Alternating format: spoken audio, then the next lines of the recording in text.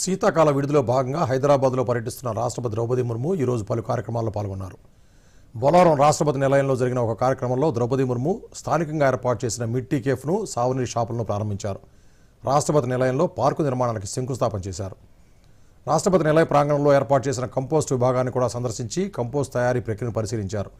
వ్యర్థాల నుంచి సేంద్రియ ఎరువును ఉత్పత్తి చేయడం ద్వారా ఈ కంపోస్టింగ్ యూనిట్ ఆదర్శంగా నిలుస్తుందని ఆశాభావం వ్యక్తం చేశారు. రాష్ట్రపతి నిలయంలోని యాంపీ థియేటర్లో ఏర్పాటు చేసిన సాంస్కృతిక కార్యక్రమాలను ద్రౌపది ముర్ము తిలకించారు. Indian Council for Cultural Relations బృందం ఆధ్వర్యంలో జరిగిన సంగీత, నృత్య ప్రదర్శనను రాష్ట్రపతి తిలకించారు.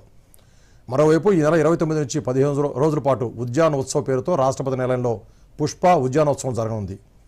జాతీయ వ్యవసాయ విస్తరణ నిర్వహణ సంస్థ, భారత వ్యవసాయ పరిశోధన మండలి సహకారంతో ఈ కార్యక్రమం నిర్వహిస్తున్న నేపథ్యంలో సందర్శకుల కోసం ఏర్పాట్లపై రాష్ట్రపతి ద్రౌపది ముర్ము సమీక్షించారు.